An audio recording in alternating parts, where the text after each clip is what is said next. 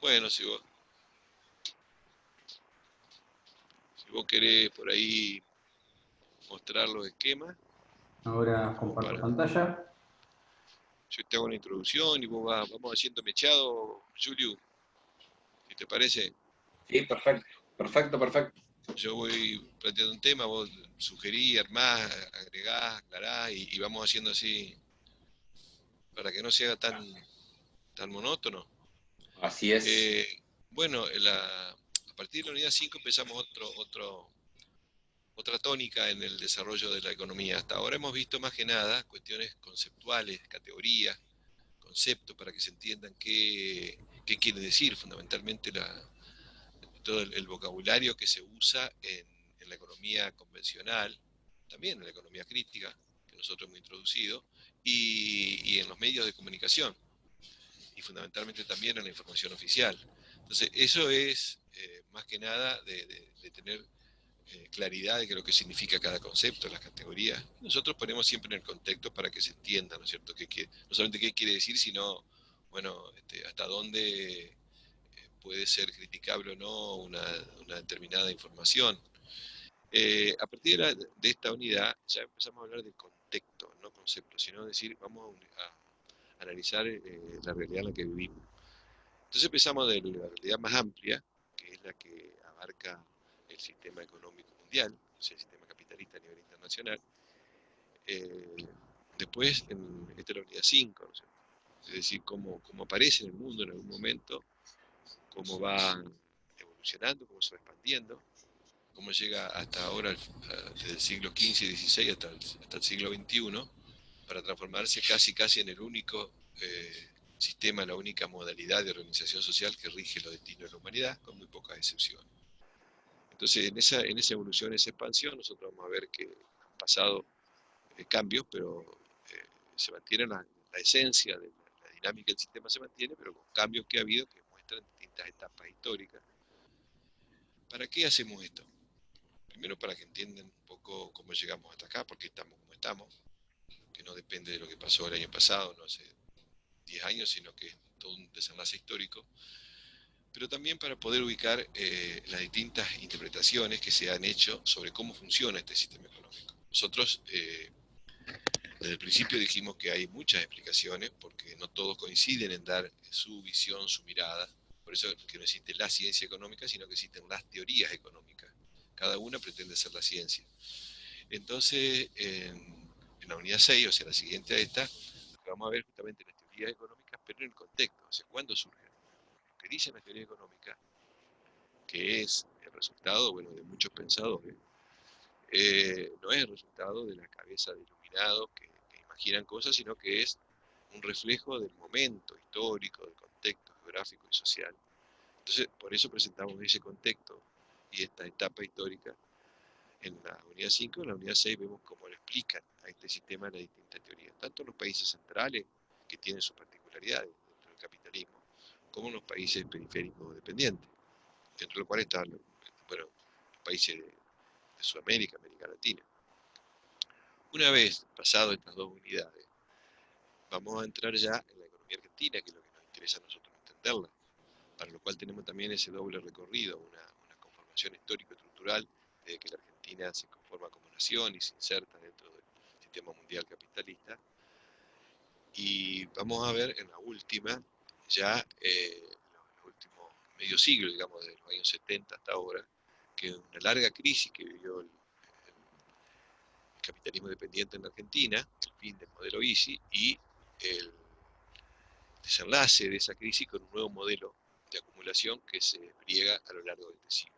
Ese es un poco el esquema que nos falta para completar el recorrido de la materia, para lo cual, y dado el tiempo escaso que contamos, las unidades 5 y 6 las vamos a considerar aprobadas en la medida que hagan un trabajo adecuado y lo presenten en tiempo y forma y lo aprueben, las unidades 5 y 6.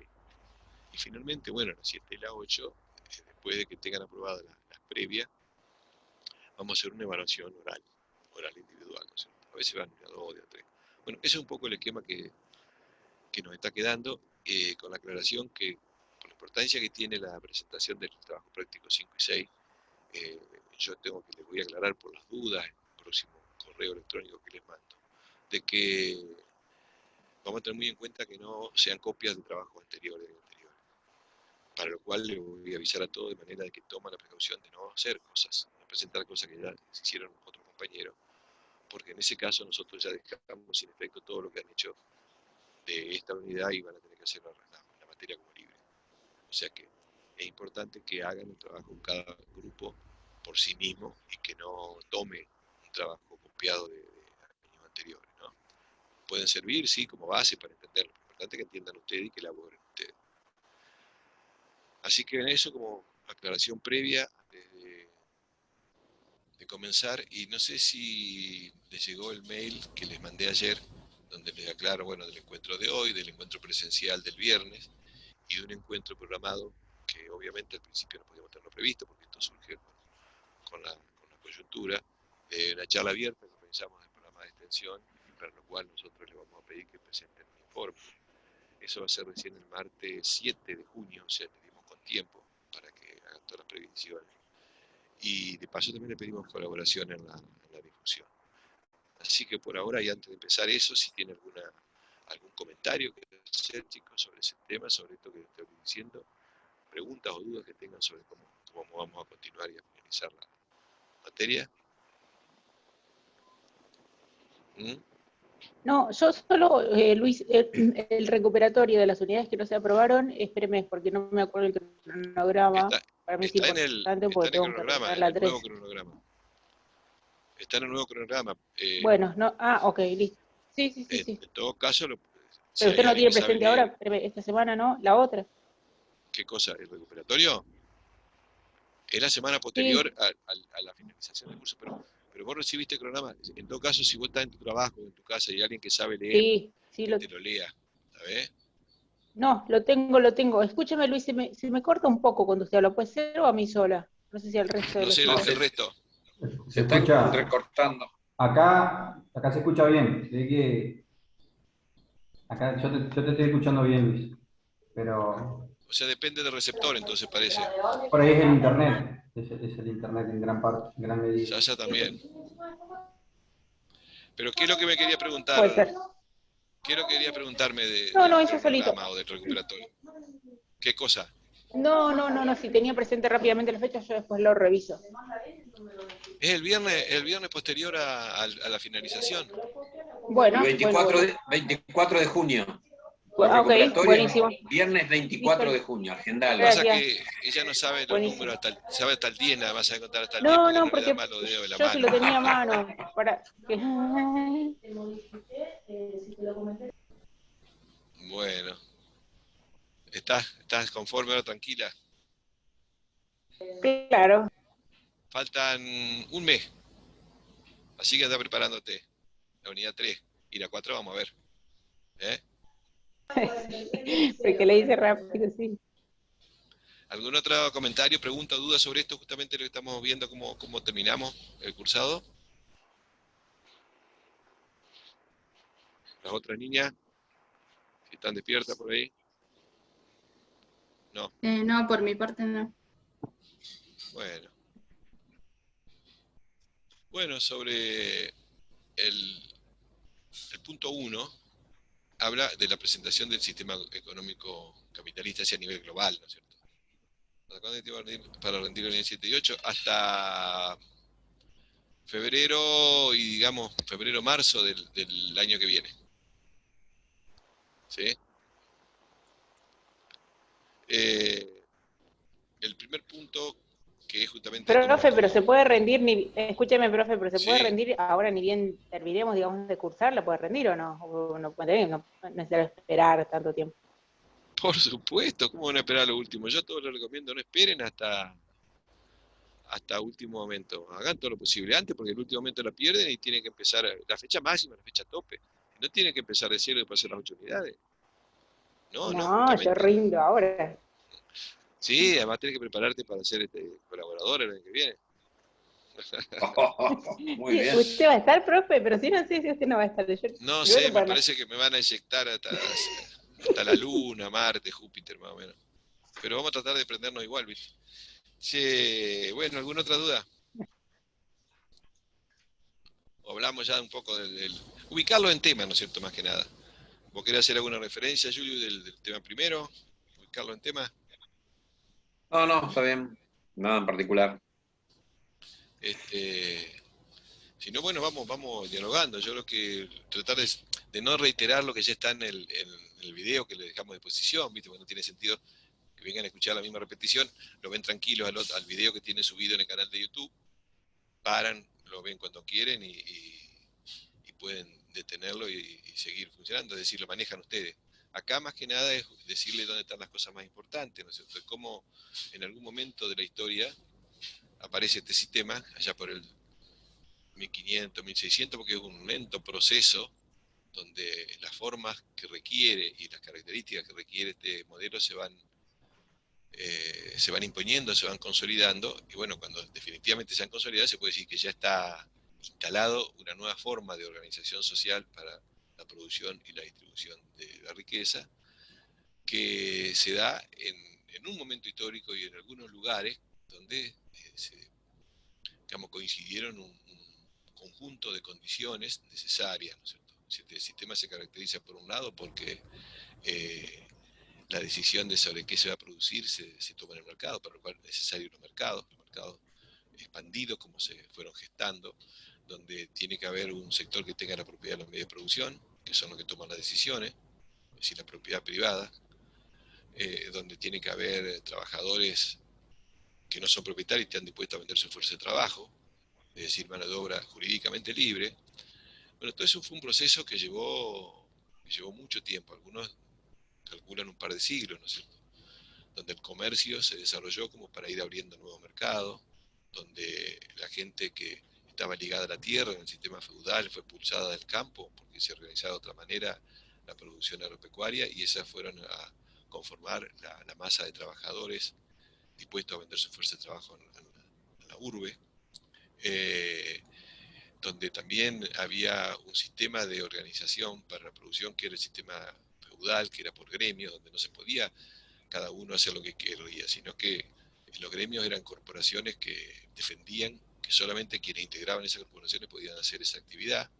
Entonces el poder desarrollar cualquier actividad de forma libre fue todo un proceso histórico, como también un proceso histórico que se ha aceptado que el motivo, el móvil que llevaba a iniciar una actividad económica sea la búsqueda de la máxima ganancia. Eso no era aceptado en el feudalismo, era repudiado fuertemente por la Iglesia y por las costumbres predominantes. Es decir, para que se dieran todos esos cambios llevó mucho tiempo, lo que se llamó la primera fase del capitalismo, el capitalismo mercantil, que tiene sus características, que se dio en determinada época y lugar histórico, y que dio lugar ya a una preparación de una nueva etapa que fue el capitalismo de libre competencia, que es donde ya el capitalismo se impone como sistema, va tomando sus formas mucho más marcadas, consolidadas, y es donde aparecen también las primeras explicaciones sobre cómo funciona esta nueva realidad, que antes no aparecía en la historia, para tratar de entender cómo es la dinámica, ¿no? Cómo es la dinámica donde cada uno puede hacer lo que quiere, pero sin embargo esto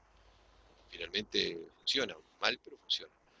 Y ese capitalismo que se va desplegando a lo largo del tiempo va conformando una serie de países que primero se desarrollan en su estructura industrial y que se van acoplando a otras regiones que son proveedores de materia prima, se va conformando un sistema jerárquico, lo que llamamos sistema centro-periferia, y que finalmente se expande en todo el mundo en el siglo XX. Bueno, todo esto es un poco la primera parte, ¿no es cierto? O sea, ahí es donde nosotros vemos que aparecen los grandes actores en la última etapa del capitalismo, el capitalismo monopólico, los grandes actores del capitalismo mundial, que no son solamente países y las instituciones financieras y instituciones económicas internacionales, sino que aparecen las grandes empresas transnacionales, ¿no es cierto?, que algunas son tan poderosas que son más poderosas que muchos países. Eso tiene que ver con las tendencias estructurales del sistema, que uno puede detectarlas como enseñanzas que muestran de que a lo largo del tiempo ha habido procesos que no se detienen y que son característicos de la dinámica que impone este orden social capitalista. Así que si vos querés, Julio, comentar algo de esto.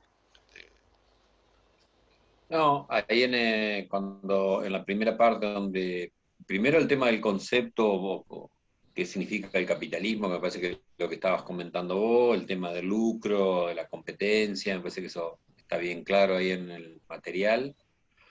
que es un poco lo que venimos también hablando desde el principio del curso, digamos, lo que es el capitalismo como sistema económico.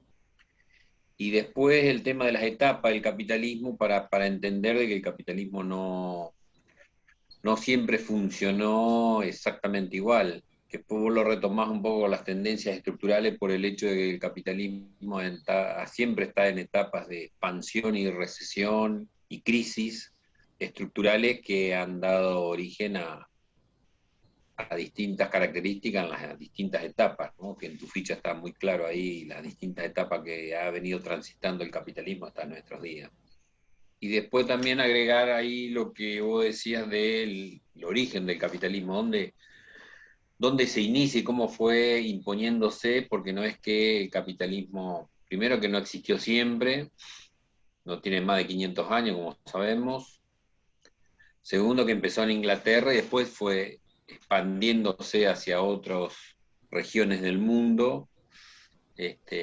Y sí, uno puede decir hoy que es hegemónico, no es el único sistema que existe, pero obviamente que es hegemónico a nivel mundial, digamos. Tener claro esa mirada más histórica y estructural que es importante para no pensar que siempre hubo capitalismo en la historia de la humanidad. Sí, yo creo No sé que si hay alguna pregunta de los chicos, alguien que haya visto el video o haya leído algo del material de esta primera parte. Yo todavía no lo he podido ver, porque estaba con otras materias. Muy bien. ¿Y se entiende lo que estamos comentando con Luis? ¿O hay alguna duda? No, yo estoy tomando notas fundamentalmente de dónde tengo que hacer foco. De cualquier manera, como uno viene ya leyendo en las unidades anteriores, ahora sí como que uno le puede seguir más el hilo, pero esta última parte que usted menciona respecto del origen, y que no siempre existió de esta forma, es importante, un poco ya lo vimos, pero sé que tengo que afianzar en esa lectura, digamos. si Gentleman está, nuestro productor ejecutivo está a mano ahí, si nos puede bajar un Claro, poco los esquemas para seguir en estos esquemas que ustedes tienen también en los videos que le dejamos, ¿no es cierto?, en el canal de YouTube, es seguir un poco más, que es esto que le estaba comentando Julio, ¿no es cierto? Cómo se caracteriza este orden económico y social, y seguir un poco más abajo, cuál es la ubicación en el tiempo y en el espacio, ¿no es cierto?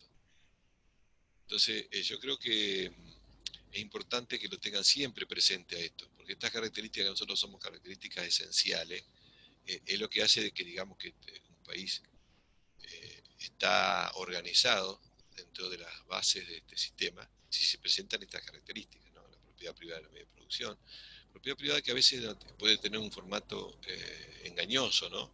Porque en el caso del capitalismo de Estado, cuando hay una casta que tiene el control del Estado y maneja en su beneficio la propiedad de las empresas públicas, no se puede decir que eso es propiedad pública estrictamente porque no hay una participación de la sociedad y de los trabajadores en las decisiones, sino que las decisiones las toman sobre cómo usar los medios de producción, ¿no?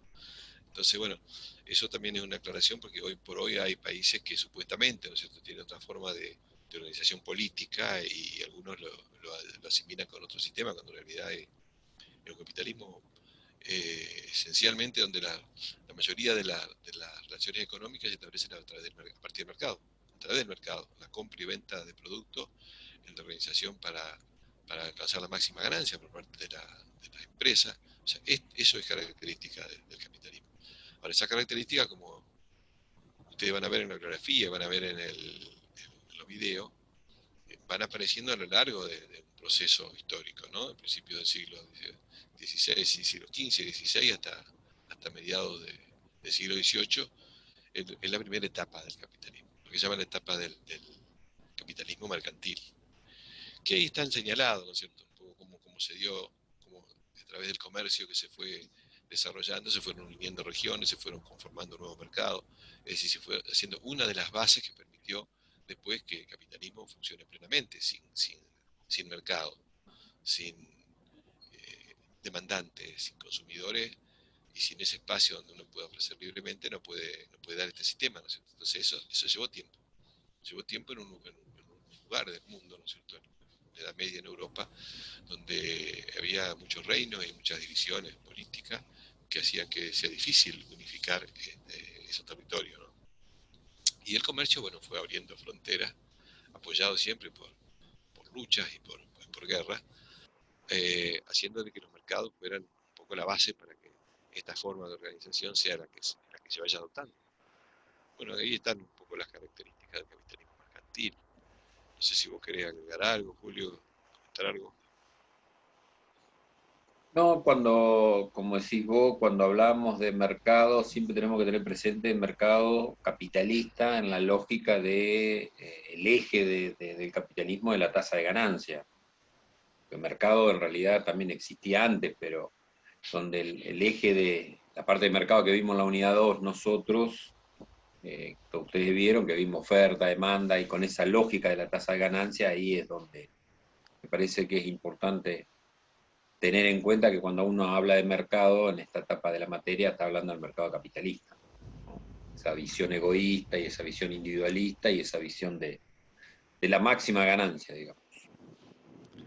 Está bien esa aclaración en el sentido de que la particularidad que tiene esta forma de organización económica es que hay una regla de juego que es fundamental, a la cual tiene que adaptarse cualquiera que decide intervenir en la actividad económica, que es la existencia de la competencia.